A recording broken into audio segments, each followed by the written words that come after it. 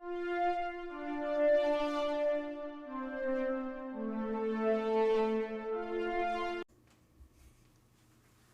are happy to announce that this episode of the SW Show is partially brought to you by Humble Bundle.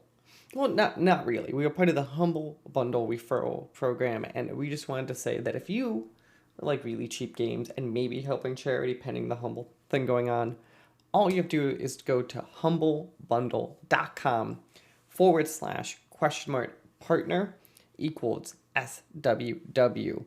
That's right, humblebundle.com/partner equals SWW. And you just do your normal stuff, and it just kind of helps us get a couple bucks here and there. Maybe it helps AJ get his lights, maybe it's Mike camera, maybe we actually pay Corey for helping us out. But again, if you're going to go buy games anyway, it might be worth checking out. Hello everyone, welcome to another episode of Movie Club, where Mike and I are talking about Alex Garland's final film, supposedly. Pew, pew, pew, pew, pew. That's Civil War, though. It is Civil War. Where should we begin with? Let's start with the honest thing we all need to talk about before we talk about our opinions of this film. What's that? The lines he gave the Civil War might be the most unrealistic lines any foreigner has ever tried to give American war of all time. Oh, California and Texas? California and Texas. But like even beyond that, I'm gonna pull up the map as we're talking here. Just to see war map. I was gonna say there was a map, right, that they show. There we go. Okay. Here we go. So we have the Florida and Texas is one of them, right? As we just talked about. We have the Florida Alliance, which looks like Oklahoma, basically on the north parts there. You go directly east, up to Tennessee, and it comes down to Florida, kind of creates an alliance there. You have the Loyalist states, which is going to be basically everything besides the Pacific Northwest and going one down. It's weirder to me because even like separate Minnesota from the Midwest, but then you like keep the Midwest whole together. Also the Florida Alliance stuff feels like it would be Florida and then the rest of the Deep South. I don't think, let's be honest, Florida would be like 50 states at this point too. Yeah, I mean, or like New Mexico with Washington D.C. Are we gonna be objective here? That's not gonna stay together. No, yeah.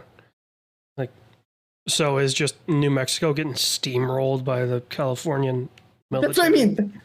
New Mexico and Arizona would be gone in 20 seconds with California and Texas fighting between them. Like, of course, yeah. Texas just wipe through them and be like, okay, now we have 4 states. That's what I'd picture the map looking like.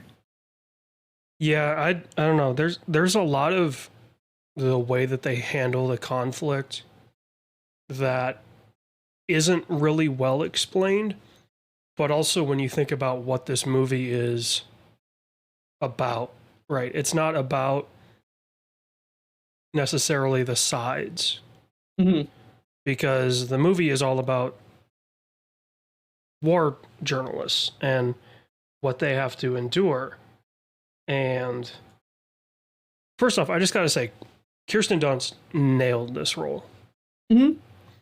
Like, she is so far the one believable 2000s female star that can play the every woman.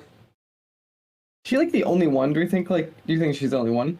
I think it helped that she kind of not fell off the face of the planet, but did her own thing. Yeah. You know, whereas like everybody else from that time stayed famous. You know, so it's like, well, there's no way Jennifer Aniston could play an every woman because it's Jennifer Aniston. Right. Right. You know, there's very few from that era that were as successful as Kirsten Dunst that could, in today's age, play an every woman. Yeah. So her role as Lee it's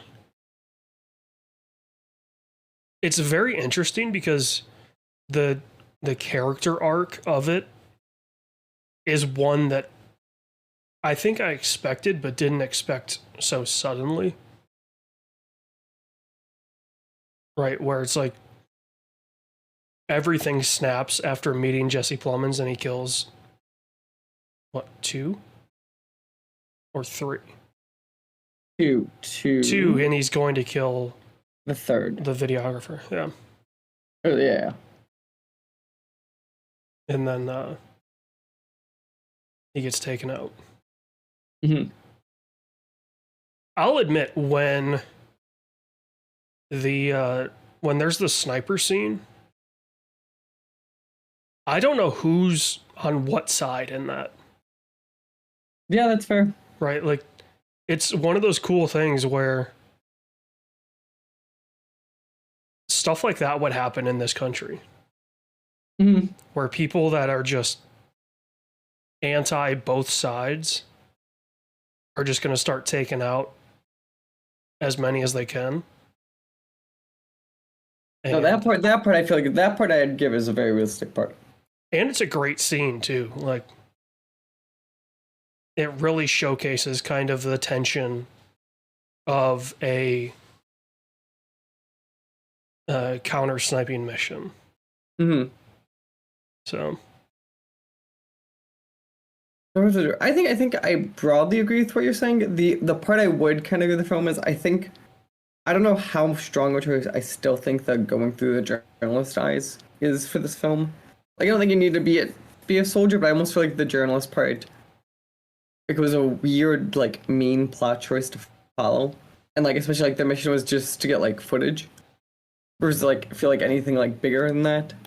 well, I think too, right? Like, part of what makes it work as journalists is they're not, they are nonpartisan. They don't care who wins and who loses.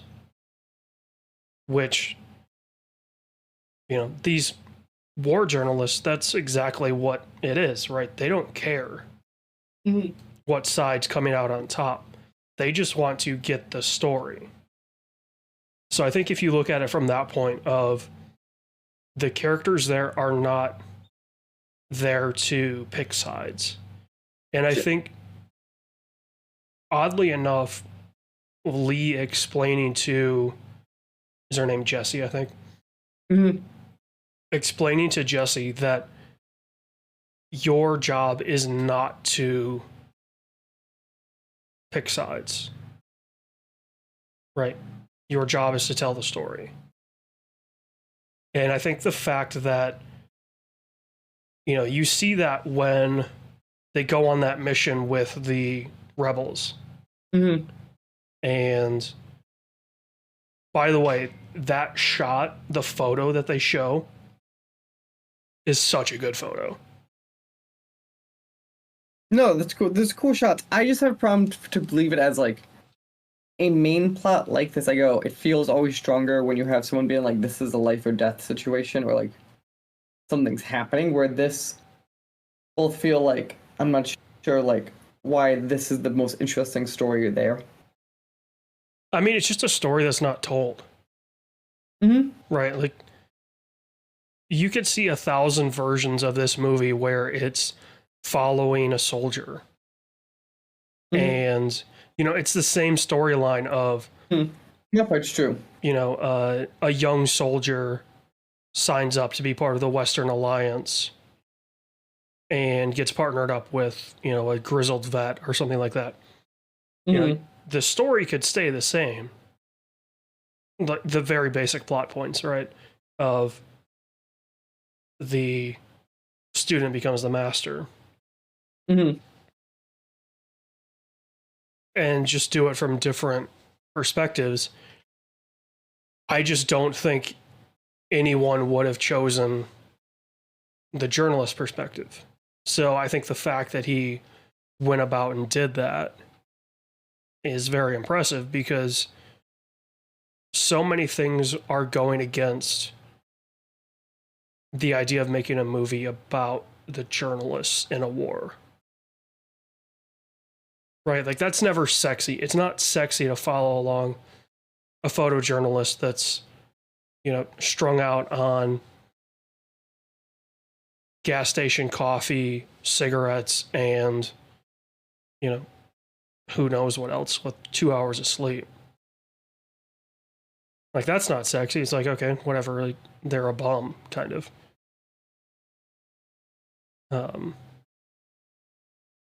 I do think they could have handled the aspect of, it felt like it was a true war where the journalists were treated as non-combatants, right? Which is the rules of war, is like you don't shoot journalists. Now, if they're collateral, they're collateral. But it's a war crime to shoot a journalist. So I feel like I wish they could have leaned on it more of them in the conflicts. But I get the idea of like they were pushing to the front line, so they were already in occupied territory. And like those rules always get super weird, even actual wars too, because like the practicality is like it's really easy to make anything collateral damage, and especially like I understand the theory of it, but especially if it's like the enemy's journalists coming through at a certain point, like I hate to say what do you expect, but like there's a certain level of like I used to watch stuff I go, I'm not saying you want to die. Oh, I was fully expecting when they showed the embedded journalists, I was fully expecting to see one of them get murked. Because, I mean... It's always just one of those where I go, you don't want to, but like, you have to understand the risk signing up for these jobs. I mean, they were in fatigues, they were in... The only thing that made them not look like soldiers was their black Kevlar that said press on it. Mm-hmm. Right, and... That's not usually what you would do. You would wear something bright. Mm-hmm. Because you want everyone to see that you're there. So, it's the unfortunate reality of at times the cheapest Kevlar is the black Kevlar. Mm-hmm. So they can't, when you're operating on a budget like you would be as a freelance journalist, sometimes you're stuck with wearing the black, and unfortunately, a lot of militaries also use black. So you need to find a way to differentiate yourself. Which, when you think about the rules of war, the sad reality is current wars aren't fought with the rules of war. Yeah. Right, like, look at the conflicts going on right now. Ukraine, Russia, they're not following the rules of war.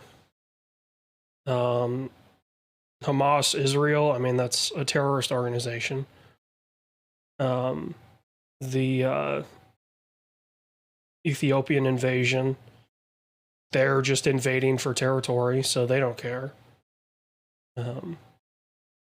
I think in a world where traditional militaries aren't standing off the way that they used to, right? I mean, when was the last time that you had traditional militaries? The Korean War, probably?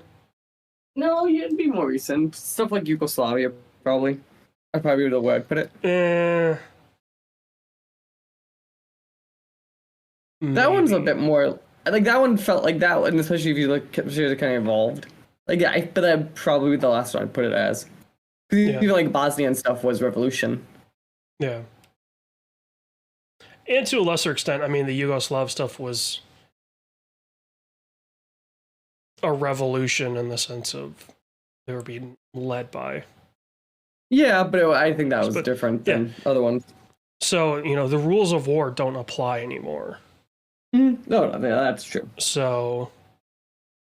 I think to make a movie where the rules of war are very much heavily implied that they still exist is interesting. Because I'm of two minds of the runtime of this film. It was about 90 minutes. I'm of two minds of that. One, I like it because too many movies are over 2.5 hours. Mm-hmm. I would have liked this movie to have been a little bit longer, so we maybe could have seen, Lee on assignment in one of these African nations or in the Middle East or something, right? Like, there's shots, there's little sequences where you get it, but I think establishing Lee's kind of seniority or aura or whatever you want to call it, right? Everybody clearly respects her. It would be nice if we were introduced to maybe why, Mm-hmm. right?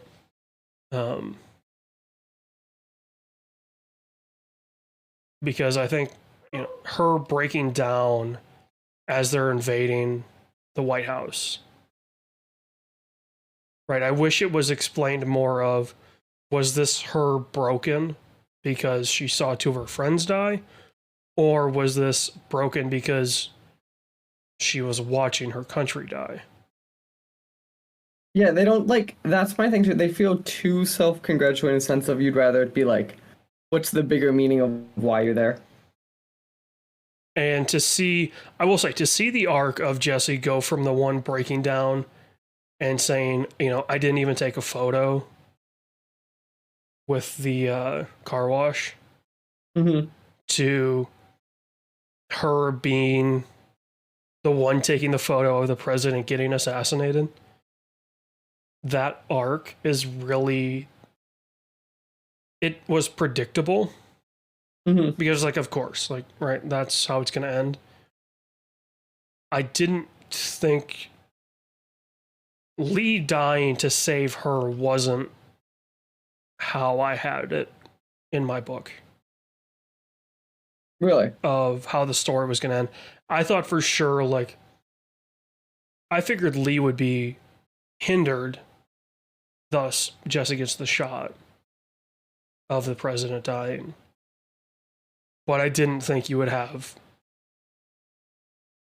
her dying to save her until she steps out and you're like, oh, somebody's getting smoked here, whether it's Jesse or Lee. Somebody's getting smoked. But No, that's yeah. that's true. Also, think about the practicality of, okay, the separatist forces take over the air bases. Mm-hmm. The DoD has kill switches on everything. Or in some capacity, yeah. Like I feel like, or especially like the major bases. Like, you're trying to tell me separatist forces are just flying F-35s like it's no big deal? And I think most of the ships they have kill switches. I don't know if they have it for like the probably as base stuff as much, but base is more. There's got to be software in those jets that they can remote shut them down. You're trying to tell me that there's not? No, that would agree. But do you think they don't have an ability to probably start those offline? That's the question. I don't know. Yeah, that would be the thing. Like, could you start an F-35 in a Faraday cage and get it and running? then at that point, and then it can't connect or whatever, stop the connection. I mean, it would still try to reconnect, so you'd have to kill the radio somehow. But sure, but like, is that a thing in quotes they could do? Is the question. Yeah, you also don't really know how long everything's been happening because you're kind of thrown into it. So maybe there is just like the DoD doesn't exist anymore. Mm-hmm. But I will say before we wrap this up, I love that they did the Lady Liberty for the suicide bomber. Oh yeah, that was good. That was such a cool, like, as it was happening, I'm like, okay, it's going to be a suicide bomber. But the fact that they did the Lady Liberty image was so cool. I was like, because that is such a such an important painting for the time frame that the US was in at the time. Mm-hmm. A very young nation, you know, fending for its life. And this incredible painting of Lady Liberty with a big fucking flag leading the way, you know, being produced and being one of those images that it's not as popular as I would hope it would be today. Mm-hmm. You know, I think the Manifest Destiny painting gets a lot more play, partially because I there's think a a lot tit more. out, but I think that's probably the one that like people probably know more. Yeah. But having that image portrayed, I thought was really cool. You know, some of the subtleties of imagery throughout the film, I think, really, other than the scene where Jesse Plemons is dumping civilian bodies, right? I understand why they had that, because that's the scene where Lee snaps. Mm-hmm. I feel like you could have handled getting to that a lot different. Yeah. I feel like it didn't. I feel like they didn't need a mass grave of civilians to be. You know, remind me of Homefront when it did like the Yes. Homefront scene and like Yeah, that, and like I could see that. I still think that might be the piece of media that's done it one of the best, just because like the way that like it actually felt like they put you in it and stuff. Or if like in action movies, it's harder to put the camera in the right angle. Well, and not only that, I just feel like you could have done it better where you still kill one of the journalists, Mm-hmm. but it's in DC, right? Have it be the videographer. God, I forget what his character name is, but the actor is amazing. He does a lot of really good stuff. Have him just get gunned down in the street. Mm-hmm. And then that's where Lee snaps. You see what I mean? I don't feel like we needed that scene to be the scene where she breaks. No, that's very true. Because it really serves no purpose, the scene, other than getting Lee to snap.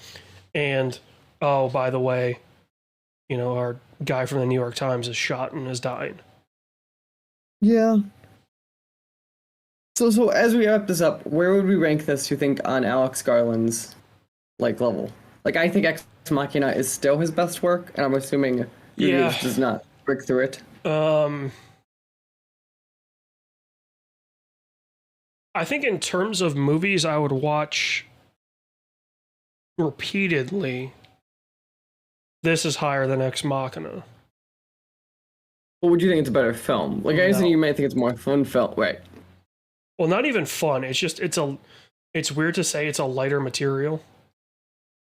But I think you're right, because I think it leans into fiction more. Like the existential and that crisis. one tries to lean out of fiction. The existential crisis of Ex Machina, where you're like, oh dear God, like we are that close. The world's going to end. Mm-hmm. Like that aspect of dread of Ex Machina is why I only watch it like maybe once a year or less.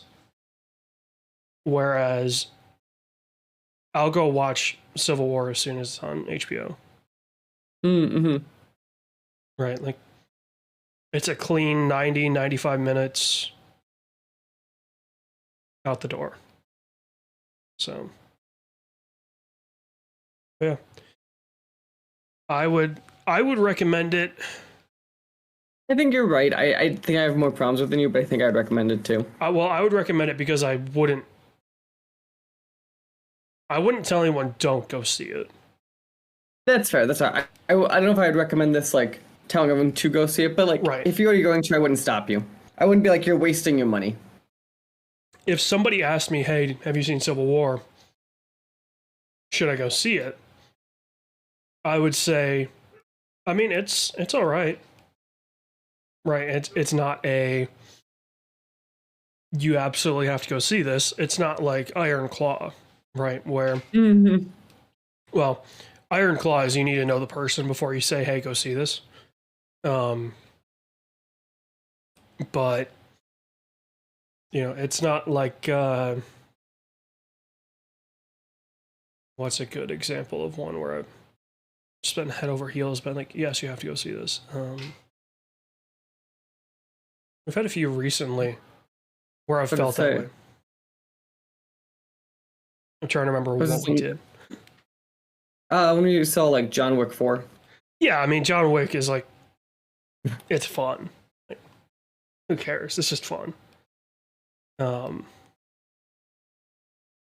Whereas this is like, okay, do you want to feel but not really? Mm-hmm. Do you want like a mindless, you feel deep film? Yeah, that's a good way to put it. Like you're not actually going deep, but you feel like you went deep. Yeah, the film covers a heavy subject of the American Civil War. But I think they covered very lightly enough where it just becomes pop culture, right? The future American Civil War, I should say. But yeah, it's not covering anything too deep. I mean, especially because it covers it from the journalist perspective.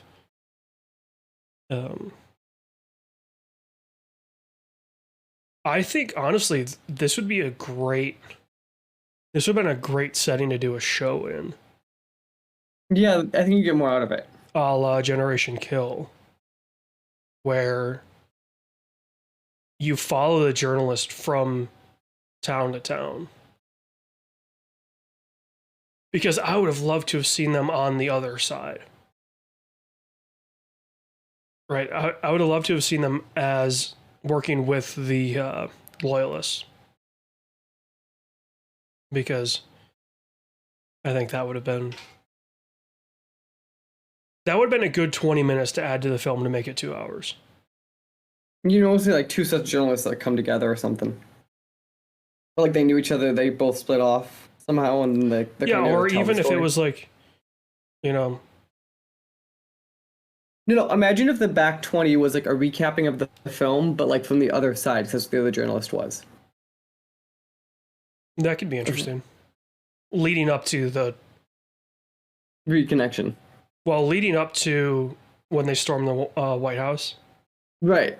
But like that's what I'm saying. You lead up, like that's what it is. Yeah, that could be cool. But alas, they did not do that. And Alex Garland is going out on not a high note, but not a bad note. And acceptable enough. Like if this is truly his final film. That's we'll wait and see. I mean, he might retire for a few years. He's gonna pull the like Owie back route. My money is that man's back at some point. Yeah, Netflix will throw a gajillion dollars at him, and yeah, he might not like be mainstream again, or he might like come in like once or twice back his career, but he'll be back. I don't think it's over. Yeah, he'll be back. We'll be back, and we will see all of you next time. Will you be back? The SWW Show and all of its affiliate podcasts are podcast by me, Mike Maroney, and AJ Losi, sometimes by contributors, including Corey King. You can follow the SWW Show on social media at the SWW Show, or sooner or later you go to patreon.com/SWW to help us out. Thank you. We hope you enjoy the rest of your day.